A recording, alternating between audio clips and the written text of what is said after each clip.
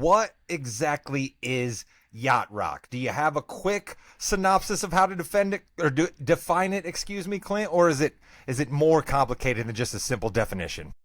I think the thing with yacht rock is it's very subjective, right? I don't think it's a specific genre. It's not easily definable by era. It's not easily definable by, is it heavy or is it light? Is it danceable? I mean, it's most genres are easily definable. They have some very specific parameters and things that define them, right? Heavy metal, very specific. Country music, very specific. Yacht rock, I think, is a little bit more in the eye of the beer holder in U2's case. Um, um, and so I think we all agree that it's late 70s, early 80s, softer rock, but it has a feel to it that's a little bit difficult to define. So I just think yacht rock, I love it. It's very subjective. I'm still not sure what it is though. I think I know, but I'm not 100% sure. Brad King, let's go to you. Do you have a first synopsis on when I said yacht rock to you? Yeah, I mean, it is. I mean, there's definitely a sound that immediately comes to mind. There are certain artists that immediately come to mind, and possibly even certain songs. But I do agree with Clint that it's very hard to clearly define who's in and who's out. It is not as easy as say rap. I mean, you can a rap song when you hear it. There are certain qualifications required to be a rap song. Even country, these days is very fluid of what is true country, what is not. As Clint said, heavy metal. No one's going to confuse, Britney Spears for a heavy metal. No one's going to make that Right. argument.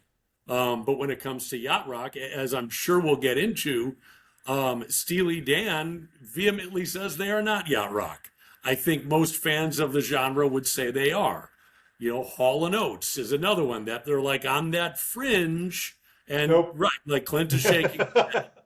But I feel a song like Sarah Smile, to me, wouldn't feel out of place in a yacht rock playlist. So it's, again, I don't know. There are no set clear parameters other than if Michael McDonald is involved, it's probably yacht Yeah. rock. To that point, though, I think yacht rock is more of a song-driven genre than an artist-driven genre, right? You can have artists who aren't considered yacht rock who might have a yacht rock song, and vice versa. So I do think it's much more of a song-driven genre. I think that's smart to hone in on song driven genre as well, Clint, because I think a landmark of all yacht rock is the studio musician, right? Like Brad, you denoted Steely Dan here. I think what yacht rock is all about is a whole lot of guys, and they did kind of happen to be from one area, right? The West Coast out in California. That's where a lot of these session guys were based because that's where they made albums, right?